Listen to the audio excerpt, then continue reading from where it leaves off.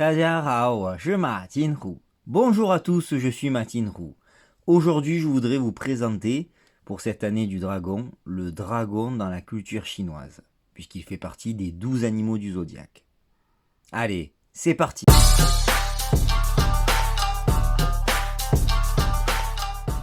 Alors, le dragon, animal légendaire, est le symbole de la nation chinoise, mais de l'Asie aussi en général. Depuis plusieurs millénaires, il a exercé une influence dans nombre de domaines de la culture chinoise et a profondément influencé la vie des Chinois. C'est le seul animal des 12 du zodiaque chinois qui n'existe pas. D'où vient-il? Comment et pourquoi a-t-il été créé? Alors comme vous pouvez le voir, je vous ai montré en haut à gauche le caractère du dragon en caractère simplifié. Juste avant, vous l'aviez en caractère compliqué. Alors ses origines. Le dragon remonterait au moins à l'époque du néolithique. Donc cette découverte dans cette tombe daterait d'environ moins 500 avant Jésus-Christ. Alors on dirait, vous le voyez sur l'image à gauche, une sorte de forme de serpent géant au niveau de la tête en turquoise et en bronze.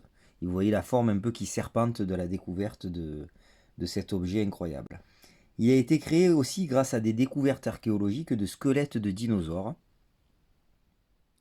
C'est pour cela que le mot dinosaure en chinois se dit Konglong, Konglong, dragon terrifiant, ça veut dire, et que certains dinosaures découverts en Asie portent le nom de Long, qui veut dire dragon. Vous le voyez avec Guanlong, par exemple, qui veut dire la couronne, le dragon avec une couronne sur la tête, ou Dilong, le dragon empereur. Enfin, il trouve aussi son origine dans la mythologie chinoise à travers la légende de la carpe. Alors cette légende raconte que la carpe koi, c'est son nom japonais, vous en avez sûrement entendu parler, vit un jour le ciel et voulut remonter le fleuve jaune, deuxième plus grand fleuve de Chine quand même, et alla en direction du ciel. Ce fut un effort énorme de 3 carpes qui arrivèrent au bout du fleuve, et le dernier obstacle était de remonter une énorme cascade. Une seule réussit après des années d'efforts, car elle s'était transformée en poisson puissant, plus grand et plus long que les autres. Elle franchit ce que l'on appelle maintenant la porte du dragon, Longmen, représentant donc la ténacité, l'effort, et elle devint un dragon majestueux et s'envola dans le ciel. Voilà cette sorte de légende qui expliquerait comment est né le dragon aussi d'après la mythologie chinoise. La carpe donc représente à la fois l'abondance comme le poisson, mais surtout la ténacité et l'effort. Il y a également aussi énormément de noms de lieux avec le nom de dragon en Chine, à Taïwan par exemple, je vous en donne que quelques-uns. Ce dont je vous ai parlé, la porte du dragon, juste avec la légende de la carpe. Il y a pas mal de lieux en Chine qui portent le nom porte du dragon. Ensuite, dans la religion taoïste, nous avons aussi des lieux spirituels et philosophiques, comme par exemple à Gaoxiong, qui est à Taïwan, donc Longhu Ta, la tour du dragon et du tigre. Ensuite, vous avez aussi dans le Jiangxi en Chine, Longhu Shan, la montagne du dragon et du tigre. Donc on a l'impression de voir une sorte de dragon et de tigre. Là, vous avez une sorte de tigre ici. Et la forme du dragon, tout ça avec les montagnes, on dit que ça représente des fois le corps du dragon. Alors c'est un lieu très très connu, notamment dans la philosophie taoïste, puisqu'il représente le yin et le yang avec la force, la puissance du tigre et du dragon. Ce sont 2 animaux vénérés. Et enfin, vous avez un quartier très très très connu qui appartient à la ville de Hong Kong, qui est connu sous son nom en langue cantonaise Kowloon. Alors je ne connais pas la prononciation en cantonais, mais en mandarin ça se dit Jiolong, Jiolong. Donc le nom de ce quartier veut dire les 9 dragons, puisque l'endroit est entouré de plusieurs chaînes de montagnes. On a l'impression qu'ils sont entourés de 9 dragons. Et en plus, le chiffre 9, on le verra tout à l'heure, il y a une représentation impériale. Ensuite, au niveau de son apparence, en Chine en tout cas, le dragon est composé de 9 attributs.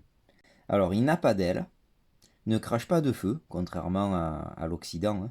Il a une tête de chameau, des oreilles de taureau, des yeux de lièvre ou de démon, comme ils disent, un corps de serpent, 4 pattes de tigre, avec des serres d'aigle, des bois de cerf, un ventre de mollusque ou de grenouille, comme ils disent, et les écailles de la carpe ou les moustaches de la carpe, les barbillons, comme on dit. Alors il aurait 117 écailles, c'est-à-dire 81 yang et 36 yin, qui sont toutes multiples de 9, puisque le 9 représente l'empereur en Chine. Alors le dragon impérial aura toujours 5 griffes, ensuite 4 pour le prince. Alors en Corée, il en aura toujours 4 seulement, et 3 au Japon. Alors au niveau de ces symboles, comme vous le voyez en Occident, il a toujours fait un peu peur. Regardez l'image de Game of Thrones, par exemple. Alors que il symbolise plutôt la sagesse et le pouvoir, puisque c'est l'empereur, c'est le fils du dragon. C'est pour ça qu'il est représenté par l'empereur. L'empereur, son animal, c'est le dragon.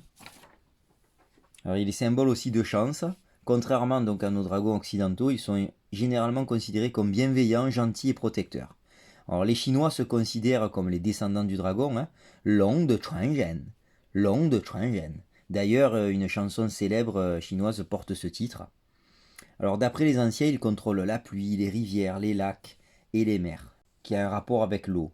C'est pour cette raison que le mot robinet en chinois se traduit Long Hao, c'est-à-dire la tête d'eau en forme de dragon. Alors ils éloignent les mauvais esprits, ils protègent le peuple. Ils sont également symboles de prospérité. C'est pour cette raison que lors du Nouvel An chinois, on voit la danse du dragon et ça apporte la richesse aux commerçants par exemple. Ils sont aussi associés à l'agriculture, ils contrôlent les saisons, le temps et les récoltes. Alors l'année du dragon représente la bonne fortune, la détermination. Rappelez-vous de la carpe, de sa légende.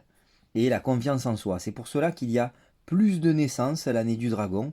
Alors si possible, ils préféraient avoir des garçons. Parce que le garçon, bien sûr, c'est l'empereur, donc être dragon, ça serait fantastique pour eux. Ça représenterait le fils du dragon. Donc comme je l'ai dit précédemment, le dragon, c'est l'animal qui représente l'empereur. Alors que pour l'impératrice, c'est le phénix. Dans la Chine ancienne, l'empereur était le seul à pouvoir porter cet animal sur ses vêtements. Il symbolise la longévité, la force, et il est lié donc au chiffre 9. C'est pour ça que Tio, qui veut dire 9, et homophone a le même son que le mot longue vie, puisque on imaginait que l'empereur allait vivre éternellement, c'était un demi-dieu. C'est pour ça que beaucoup de bâtiments impériaux ont toujours 9 dragons chinois. Et on dit aussi dans la mythologie chinoise que le dragon a eu 9 fils, mais il serait trop long de les présenter maintenant. Il y a différents dragons qui ont différentes couleurs. Chaque dragon a son symbole en fonction de sa couleur. Alors par exemple, le dragon vert ou bleu-vert représente le printemps, la prospérité, la guérison et le repos. Le dragon blanc, plutôt la pureté, le deuil, puisque le blanc c'est la couleur du deuil. Vous le voyez dans le film Shang-Chi, le super-héros chinois, vous le voyez ici à droite. Donc la mortalité, le mauvais présage.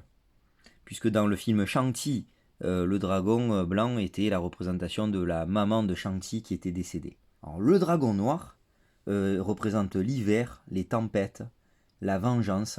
C'est pour ça aussi que il y a un nom de province, la plus froide de Chine, près de la Sibérie, qui s'appelle le Heilongjiang, le fleuve du dragon noir. Puisqu'il fait moins 40 à moins 50 l'hiver. Donc, vous voyez que le noir ici, ça représente l'hiver et le froid. Et vous avez le dragon rouge, rouge bien sûr, symbole de fête. Donc c'est le dragon de la fête, des cérémonies, mariages. Il représente la vitalité. Et le dernier dragon, le dragon jaune ou le dragon en or, est le plus vénéré, c'est le dragon impérial et le seul à avoir donc 5 griffes. Et oui, le dragon fait partie des 12 animaux du zodiaque chinois. Alors c'est le 5e dans l'ordre d'arrivée de la course, sur 12 animaux. Tout le monde s'attendait à le voir arriver en premier. Mais pourquoi est-il arrivé en retard pendant la course? En chemin, en fait, il a vu un village souffrant de la sécheresse et il les sauva en créant la pluie. Pour le remercier, l'empereur de Jade le plaça en 5e position.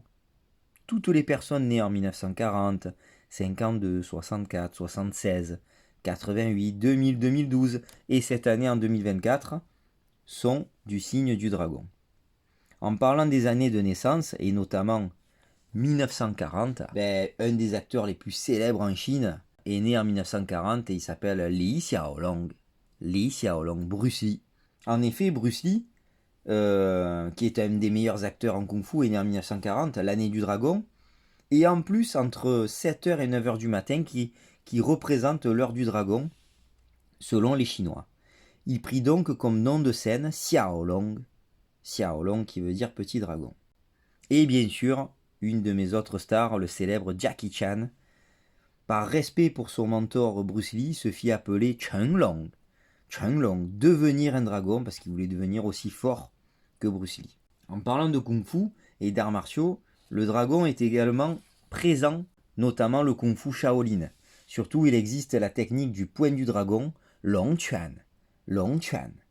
Vous voyez, avec des sortes de griffes. Il existe aussi le style dragon, action des hanches et de la colonne vertébrale avec une frappe imitant les griffes. Alors le dragon aussi est représenté dans les fêtes. J'ai parlé tout à l'heure de l'importance de la danse du dragon pour fêter chaque nouvel an chinois. Alors elle sera encore plus importante cette année pour son année le dragon, afin d'apporter la chance et la richesse. Mais il existe une fête aussi, le 5e jour du 5e mois lunaire, donc environ au mois de juin, qui s'appelle Duanwujie, ou fête du double 5, et aussi appelée fête des bateaux dragons, puisqu'il y a des courses de bateaux dragons. Ça s'appelle Longzhou, les courses de bateaux dragons, Longzhou. Et enfin, nous terminons par la cuisine. Oui, la cuisine. Vous allez me dire comment est-ce possible. Les Chinois adorent les symboles et les métaphores. Donc vous avez le pitaya, comme on l'appelle en Thaïlande, ou fruit du dragon qui s'appelle Huolongguo. Huolongguo, le fruit du dragon de feu. Pourquoi ? Parce qu'en fait, ça ressemble à une boule de feu crachée par un dragon.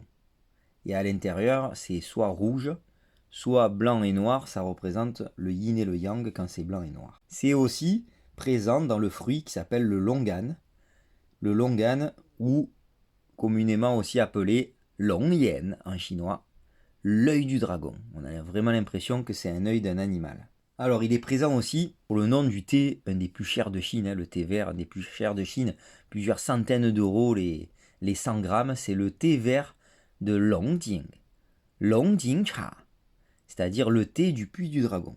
Et vous avez aussi une pâtisserie super bonne, assez sucrée, qui ressemble à une barbe de dragon. Donc on l'appelle Long Xu Tang, la friandise en barbe de dragon. Et enfin, vous avez un plat traditionnel qui se perd, mais qui à la base était très consommé, notamment dans la région de Canton, qui est connue pour manger un peu tout et n'importe quoi. Bon, maintenant, il y a beaucoup de viandes qui sont interdites. En tout cas, ça se fait encore, mais très rarement, parce que ça coûte très cher. C'est le plat traditionnel Long Hu Feng, qui veut dire dragon, tigre, phénix. Alors le dragon, en fait, c'est le serpent. Le tigre, c'est le chat. Et le phénix, c'est du poulet. Je n'en ai jamais mangé. Voilà, j'espère que ça vous a plu, ce voyage culturel sur le thème du dragon. Et encore, j'ai fait des choix, parce qu'il y aurait trop de choses à dire. Le dragon est vraiment présent partout au sein de la société chinoise, même dans la médecine chinoise. C'est un sujet passionnant.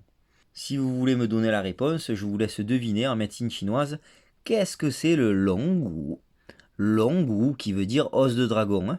Essayez de me dire ce que c'est en médecine chinoise et vous me le mettez en commentaire. Allez, à bientôt. Xie xie. Zaijian. À bientôt sur ma chaîne et n'oubliez pas de partager et de liker.